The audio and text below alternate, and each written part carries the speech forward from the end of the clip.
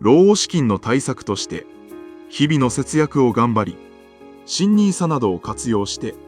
将来のシミュレーションを行っている。そんな素晴らしい準備をしている50代の方に、今日は大切なお話をします。実は、どれだけ完璧にお金の計算をしていても、定年後に、老後資金が想定よりも早く減ってしまう、意外な落とし穴が存在します。もちろん、物価高や株価の下落も、老後資金に影響します。しかし今回は、それとは別に見落とされやすい、定年後の自由時間が生む支出について、お話しします。ようこそ、お金と自由の航路へ、船長です。今日お届けするお話は、定年後の落とし穴、老後資金を削る計算外の支出と、暇のコストについてです。この動画を最後まで見ていただければ、お金の計算だけでは見えにくかった、定年後のリアルな家計のリスクがわかり、あなたの大切な老後資金を守りやすくする、具体的な対策が見えてくるはずです。老後はひたすら我慢して節約しましょう。という悲しい話ではありません。本当に価値のあることにお金を使うための前向きな戦略をお伝えします。まず最初に、なぜ定年後にお金が減りやすくなるのか、その根本的な理由からお話しします。私たちは現役時代、毎日朝早く起きて満員電車に揺られ、あるいは家事や子育てに追われ、一日の大半の時間をやるべきことに費やしてきました。仕事で疲れて家に帰れば、テレビを見て休むだけで精一杯。休日は平日の疲れを取るために過ごして終わる。そんな毎日を過ごしてきた方も多いのではないでしょうか。実はお金というものは、時間がないと使うことができません。現役時代は、忙しくてお金を使いたくても使えなかった。つまり、仕事というのは、私たちから時間を奪う代わりに、お金を使わせないようにする、見えない節約装置でもあったのです。しかし、定年退職を迎えると、この見えない節約装置が外れます。睡眠や食事の時間を除くと、人によっては、1日の中に10時間近い自由時間が生まれることもあります。これまで仕事で埋まっていた時間が、突然真っ白なスケジュール帳として、あなたの目の前に現れるのです。これが、老後の支出を増やしやすくする、大きな要因の一つになります。特に注意が必要なのが、退職直後の数ヶ月間です。長年の勤めから解放されたという喜びと、毎日が日曜日になったような解放感から、この期間は、財布の紐が緩みやすくなることがあります。これまで行けなかった平日からの旅行、少し豪華な外食、新しい趣味のための高価な道具の購入、退職金というまとまったお金が手元にある安心感も重なり、数ヶ月の間に、想定以上のお金を使ってしまうことがあります。もちろん、長年の労をねぎらうための出費は素晴らしいことです。しかし、その解放感による生活水準の底上げが、そのまま日常の習慣になってしまうと、老後資金は想定より早く減ってしまうことがあります。そして、退職直後の期間が過ぎた後にも、厄介な問題が待ち構えています。それが、日常に潜む計算外の支出です。現役時代に作成した老後の家計シミュレーションには、食費、光熱費、保険料、住居費といった基本の生活費は、しっかりと計算されています。しかし、自由時間を埋めるための暇つぶしのコストまでは、計算されていないことがほとんどです。例えば、家にずっといると息が詰まるからと、時間を持て余して1日寄ってしまうカフェ代、1回700円でも、週に3回行けば月に約8000円になります。また、自宅でスマートフォンを眺めている時間が増え、セールやおすすめの広告にすられて、ポチッと買ってしまうネットショッピング。これでついに1万円の支出が増えるかもしれません。さらに夫婦の場合、お互いに家にいる時間が増えることで、お昼ご飯どうする？たまには食べに行こうか。と平日から外食に出かけたり、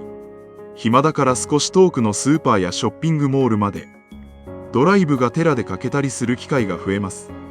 こうした小さなレジャーの習慣化によって、月に2万円ほどの計算外の支出が発生してしまうことがあります。カフェ代、ネット通販、ちょっとした外食とレジャー、これらを合わせると、月に3万円から5万円、年間にして数十万円というお金が、時間を埋めるためだけに、静かに消えていくことになります。自由な時間が増えることで、無意識のうちに生活費が膨らんでしまう現象です。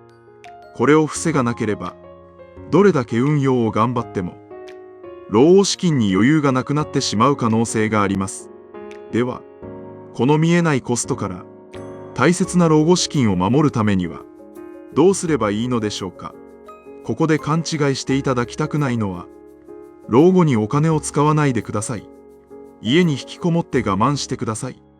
と言っているわけではないということです。大切なのは、無意識の暇つぶしの支出と、本当に満足度の高い価値ある支出を、しっかりと分けることです。そのための解決策を3つご提案します。1つ目の解決策は、お金のかからない時間のルーティンを持つことです。毎日を日曜日として過ごすのではなく、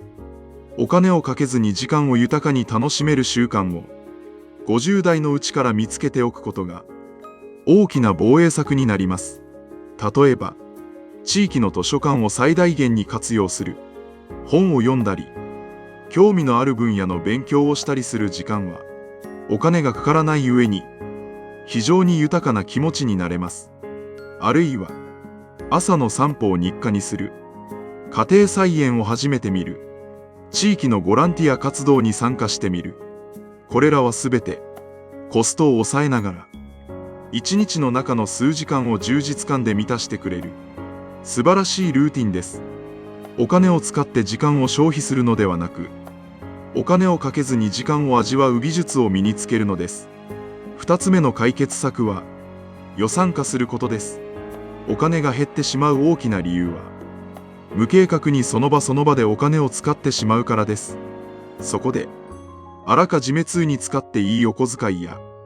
レジャーの予算を決めておきます。例えば、夫婦での外食やレジャーは月に2万円まで、個人の趣味やカフェ代は月に1万円まで、と枠を作ります。そして、その予算の範囲内であれば、思い切り楽しんで使うのです。予算を決めることで、なんとなく使ってしまうお金が減り、本当に行きたいお店や、本当に欲しいものに対して、大切にお金を使うようになります。3つ目の解決策は、少し働くという選択肢です。